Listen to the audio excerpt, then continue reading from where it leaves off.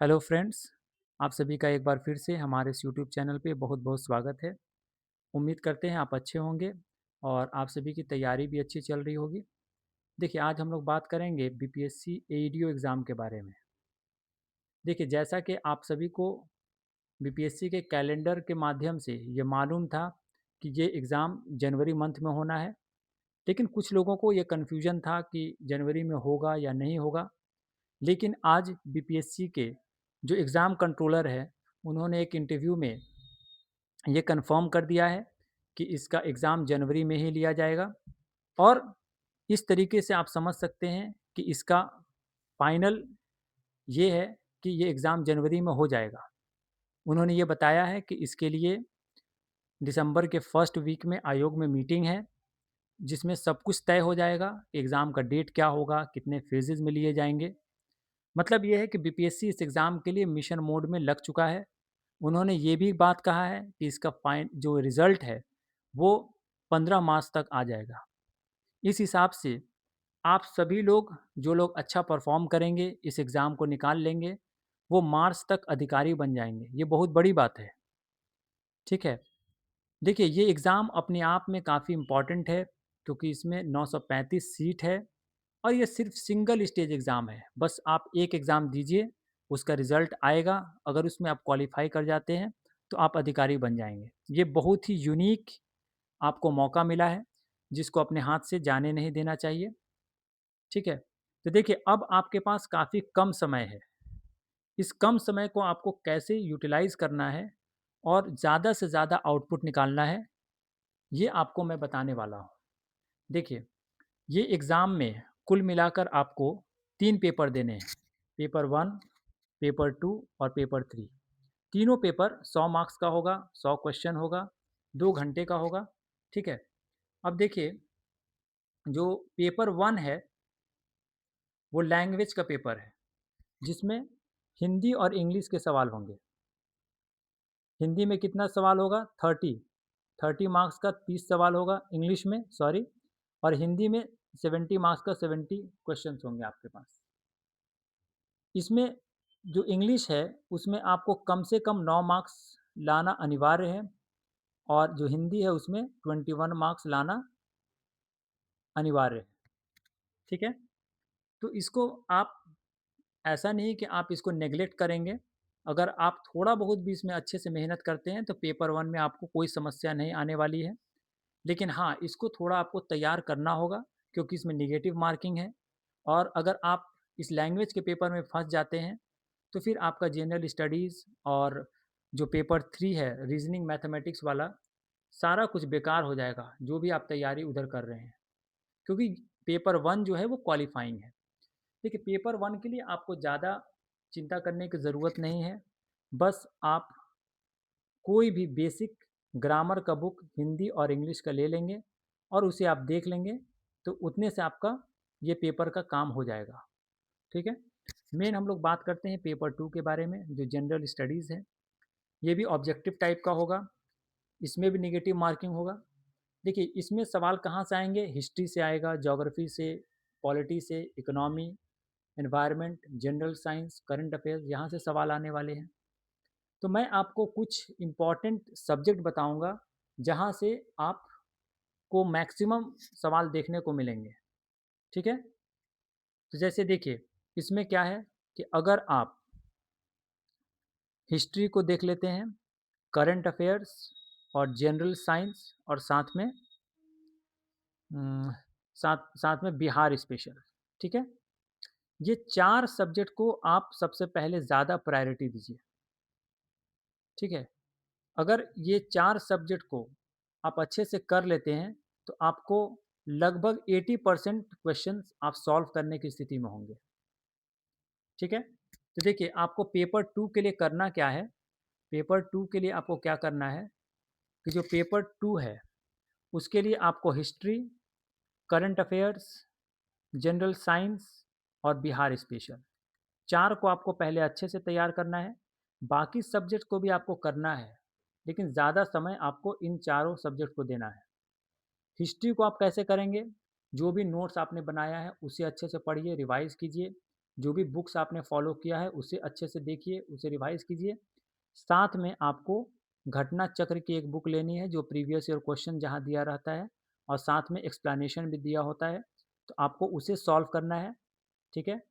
यही चीज़ आप general science में भी करेंगे, जो भी नोट्स आपने बनाया है, जो भी बुक्स आपने फॉलो किया है, उसको रिवाइज़ कीजिए। साथ में आपको घटना चक्र के बुक को सॉल्व करना चाहिए, याद करना चाहिए, क्योंकि ये आपके लिए काफ़ी टर्निंग पॉइंट हो सकता है। ये आपके लिए एक गेम चेंजिंग साबित हो सकता है, क्योंकि इसमें आप नंबर ऑफ क्वेश्चन ज़्यादा से ज़्यादा प्रैक्टिस करेंगे, तो आपका जो दिमाग है, वो एक अकस्टम्ड हो जाएगा मल्टीपल चॉइस क्वेश्चन को सॉल्व करने के लिए, ठीक है?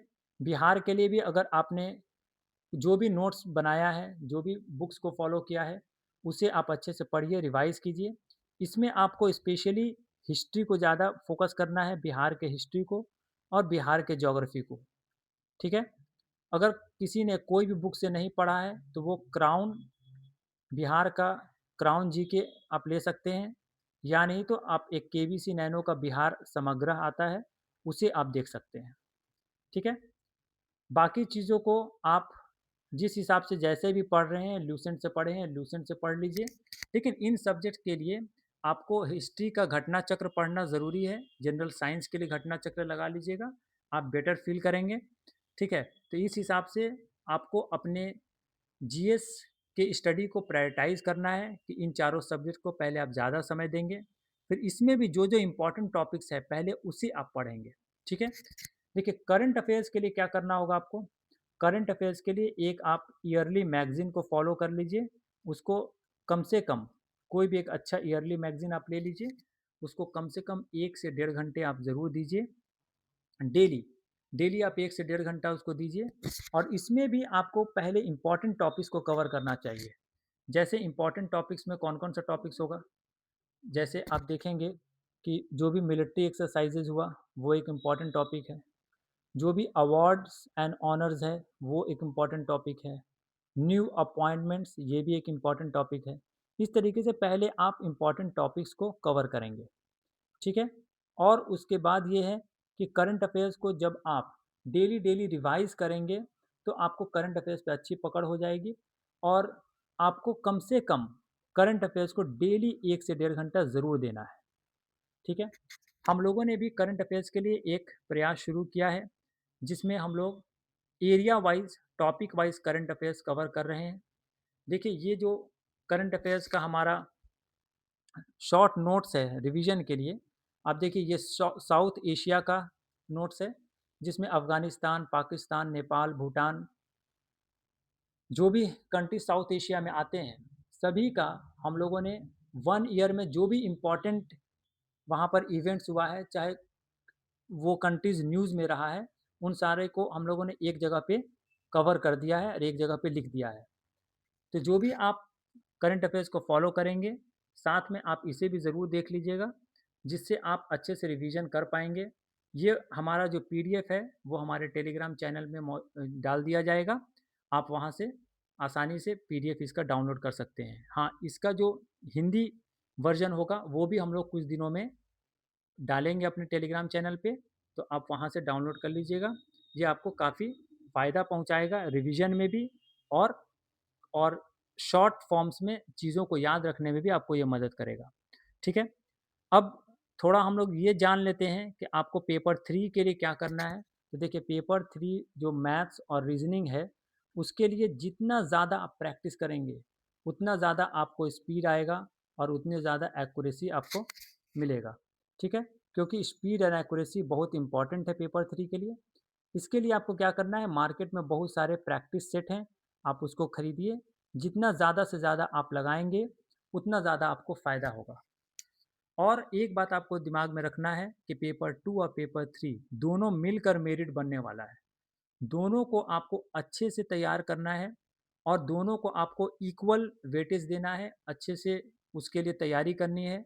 पेपर 3 में ज़्यादा फोकस आपको प्रैक्टिस पे होना चाहिए, ज़्यादा फोकस ज़्यादा से ज़्यादा क्वेश्चंस को देखने पे होना चाहिए और पेपर 2 जो है, उसमें प्रैक्टिस तो करना है, साथ में आपको कॉन्सेप्ट्स पे, एलिमिनेशन टेक्निक्स पे और हर सब्जेक्ट के अच्छे-अच्छे नोट्स आपको बना लेने हैं जिससे आप रिवाइज़ कर पाइए लास्ट मोमेंट में।